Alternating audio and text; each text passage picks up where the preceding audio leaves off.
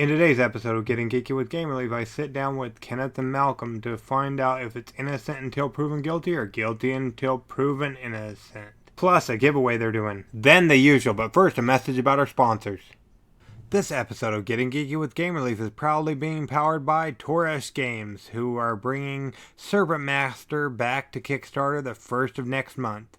Serpent Master is a card-driven abstract board game for 1 to 4 players where a player must keep their serpent on top to win. Plus, they're doing a giveaway with us, or a few of them in fact, over there at thegiveawaygeek.com. Enter today and back their Kickstarter on the 1st of August.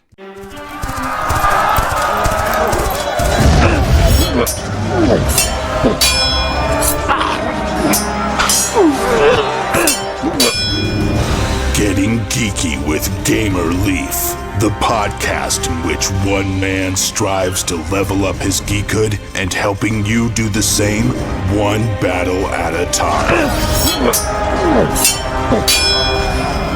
Now, let's get geeky with Gamer Leaf.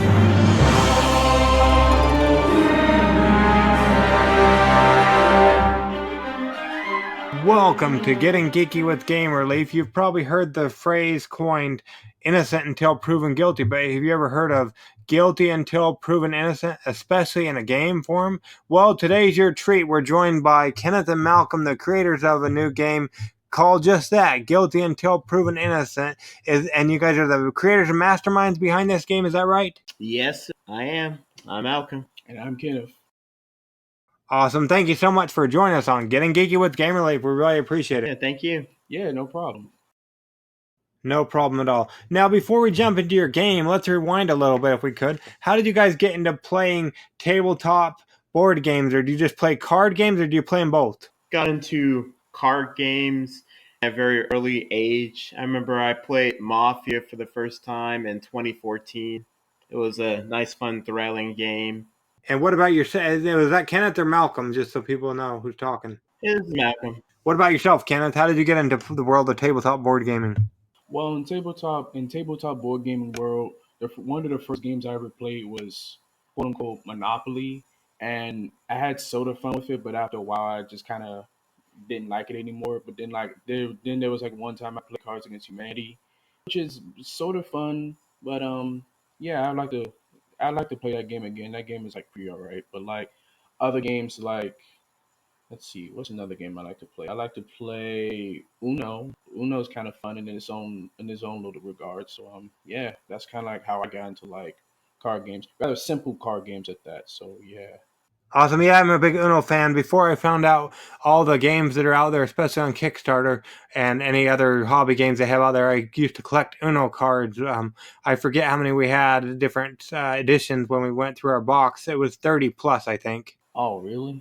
Yeah, all the different versions. Yeah, I really love Uno. But speaking of another card game, you guys recently created a game. What can you tell us about Guilty Until Proven Innocent? Well, it's a game where you get to choose your card instead of a random roll or a random card being given to you. And what you're basically doing is you're trying to avoid being found guilty of your crime card by unanimous vote of every other player. That's one of the unique things about this game. Okay, so it's if I recall correctly, it's a hidden identity card game, or? Yeah, it's like an identity game or a social strategy type game. Okay, so per se we sat down to play it. What's my turn going to look like, or what's the game look like? Sure. It will first start off with the player cards being removed. There are going to be player cards 1 through 8, and if we had like 4 players, which is the minimum number to play the game, we would take out the 4 player cards, we would randomize them, and each player would just randomly pick one of those cards, and that would determine order. And player 1 would go first and go through the deck of crime cards and choose a crime that a crime that they committed in the past, or a crime that they might commit in the future, depending upon how everyone agrees on which rule to use. And then it goes on to player 2, who does the same, and then it goes on until everyone has chosen a crime card. And then everyone either takes a picture of that crime card. If you don't believe you can trust if people are going to tell the truth of what card is there or not, or you just simply just say what your card is. And then after that, everyone takes every crime card and they randomize it, and then it's revealed.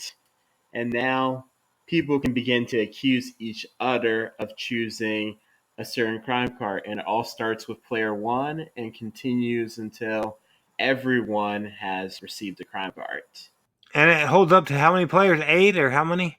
Yeah, up to 8 players. Okay, awesome. And then how is the winner determined? Well, the winners or losers are determined if you are found guilty of your crime card. So if you are found guilty of your crime card, you lose the game. If you're not found guilty of your crime card, you win. Okay, what does that look like being found guilty of my crime card? So, per se, I pick a crime and I get found guilty. What's that? How's that look or sound? You're getting accused by a player, and then everyone takes a vote if they agree that that's your card or not. And every other player but the player accused has to agree. So there's accusation, there's discussion, and then there's voting. Okay, and then is it just whoever has the most votes? That's who's accused? It doesn't go by majority rules, but it goes by its unanimous vote. If all the other players agree that that's the accused player's crime card, then yes, that crime card now goes to that accused player. But if all but one disagrees, then that card goes back into the secret pile, and then it's the next player's turn. Okay, awesome. And so whoever commits the most crime loses and they get kicked out, or? No, each player can only be accused of one crime card because each player only picks one crime. So yes, and as far as that goes, there's no player elimination in this game. And even though if you are accused of a crime, or well, yeah, if you are accused of a crime and you have that crime put on you, there's no thing as you don't have as much power as the other player. Your vote or anything like that, your vote always matters as much as the other players, even though you have a crime pinned on you now. Yes, and let's say later on in the game you think that someone was wrongly or falsely accused of being found guilty of a crime card, then you can propose a switch of crime cards if everyone agrees except that player or players who were cards would be switched. Okay. And like, what kind of crimes am I looking at? Like, I see chewing gum, and I want to say when I saw Michael Wright playing it, something about mowing lawn or something, or what kind of crimes are we looking at? Yes, yes, absolutely. Driving faster than the speed limit, pumping your own gas, which was a crime in Oregon, it is a crime still in New Jersey. We try to make it like crimes that people might do, but like it's like they're all crimes, but like they're not all exactly crimes. They're like stuff that people do on a regular day-to-day basis, like subconsciously, like say wearing a hat or driving under or over the speed limit, things like that. So yeah. Okay, and there's a family. It looks like there's a family-friendly version and a not so friendly for work version. If I'm looking at it correctly as well. Yes, That's correct. Also with six other planned versions. So it's these two that you mentioned and four other versions of the game. All six of them have their 50 unique crime cards, uniquely themed to that aspect. yes, and they all follow the same rules. They all follow the same rules. And is there plans to add any artwork to the game? We try to keep it as simplistic rather as possible.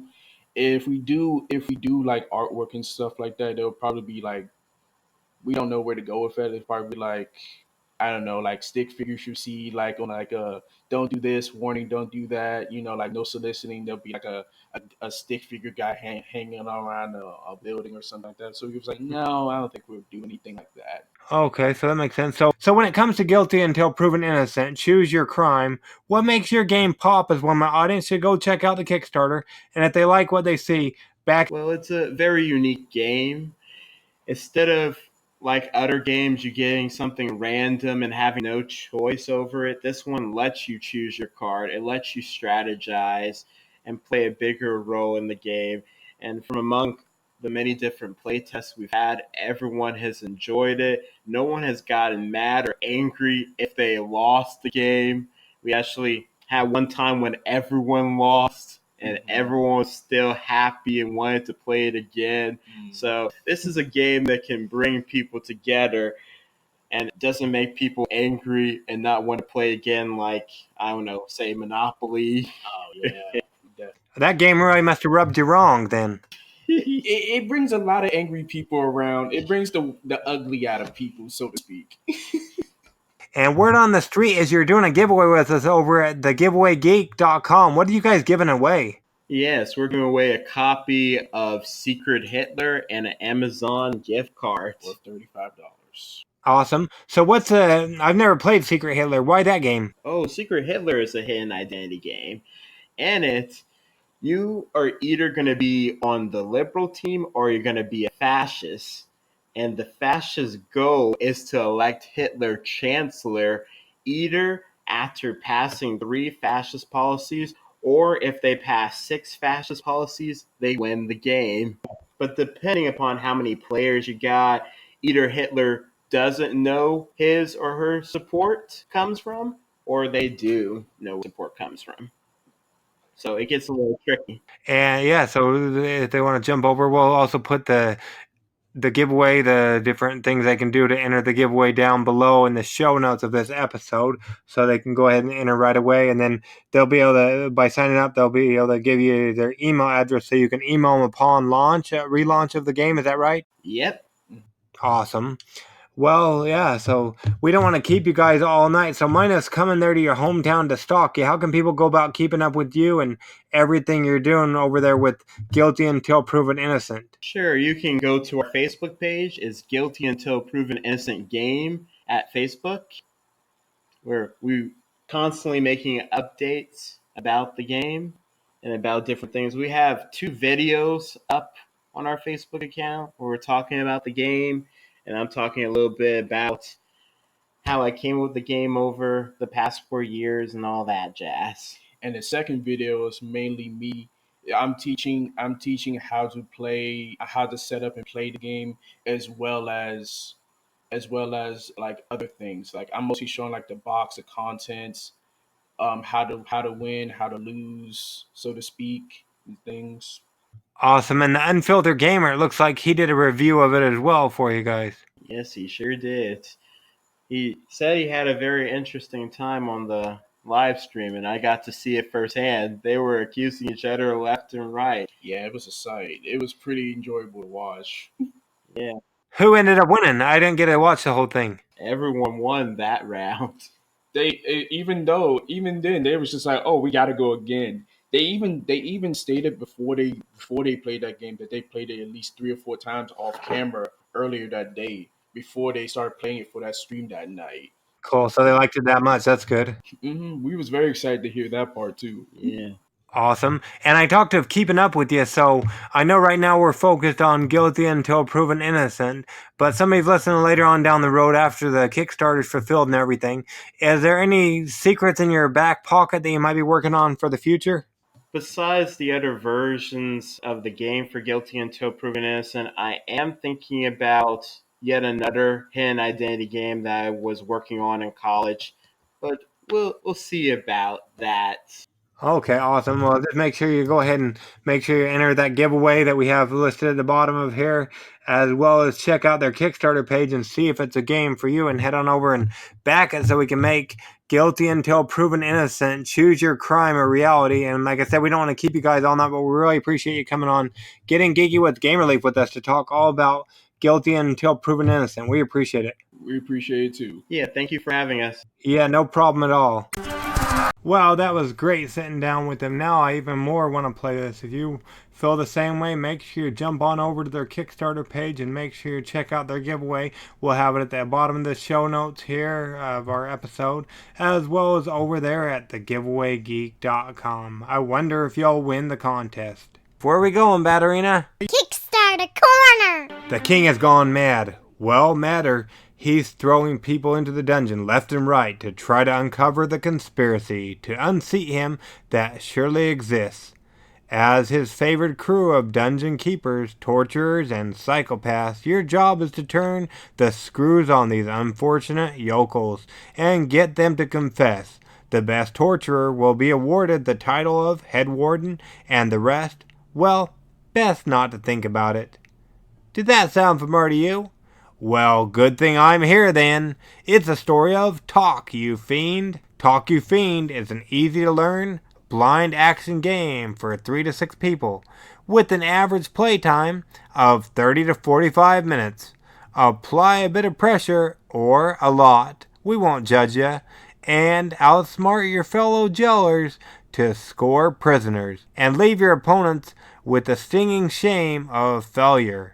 Collect sets of prisoners to score points, avoid shame and demotion, and gift your friends with the worst known liars in the kingdom. Talk You Fiend is a torturously fun time for ages 10 and up. A few important points the guys over at Stone Bones Games wanted me to bring up to you for sure is that Talk You Fiend is a game that is easy to set up and start playing. Rules are simple to explain. That sounds like my kind of game. You know how much I detest learning new games, or have a hard time with it at least. So that sounds pretty cool. And then next they said, it's a great way to start off or wind down a game night. Somewhat light game, but with a little bit of strategy involved. If you take the time to really think about it. Oh boy, this is what we need. Another game my wife can beat me at. But I like to play games, so this really looks like a great game for us. Last but not least, what the great designers over there at Stone Bones Games had to say was its whimsical setting and art. You are playing as a dungeon keeper and just trying to do your job. The best to get that promotion. So, what do you think? You're not sure? You don't want to make a decision yet? Well, don't fret. Next week on Getting Geeky with Game Relief, we're going to have the designer and publisher on our show to talk all about Talk You Fiend and why you should add it to your collection. So make sure you subscribe to Getting Geeky with Game Relief so you never miss an episode. Make sure to head on over to their Kickstarter page in our show notes so you can become the best torturer in your game group. With Talk You Fiend, back it on Kickstarter today, and make sure you catch my interview with the creators. We'll see if they can make me talk. There is a world out there where everyone is a torso, separated from their butts. No one is sure why or how, but one thing's for certain, everyone wants their butts back. Unfortunately, there is only one butt left in the entire world, the almighty butt. And everyone wants it for themselves. This is the world of the Everyone Shares One Butt game. The Everyone Shares One Butt game is a new path-building party game. There are unlimited ways to play. With more than 100 unique cards and various synergies, every playthrough will be different from the last. Be the first one to reach the almighty butt to win. Some exclusive cards will also be available on their Kickstarter. Go check it out. Make sure you subscribe to the podcast Getting Geeky with Game Relief so you don't miss my sit down with the creators of this game next week. Or if you're listening later on, we'll have that interview airing the first week in September 2019.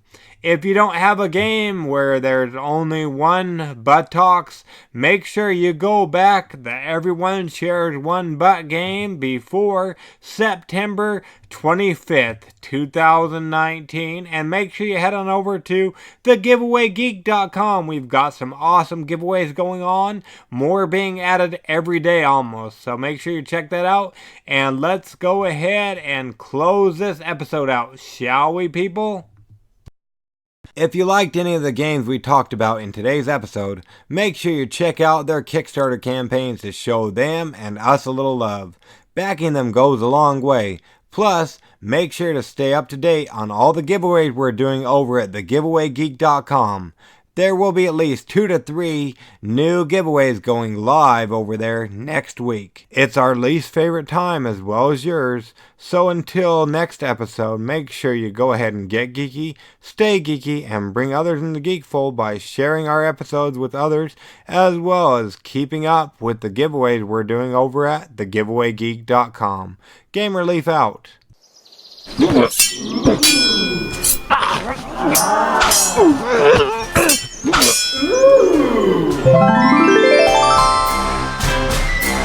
Gamer Leaf levels up. Tune in next week to see if Gamer Leaf's luck holds up.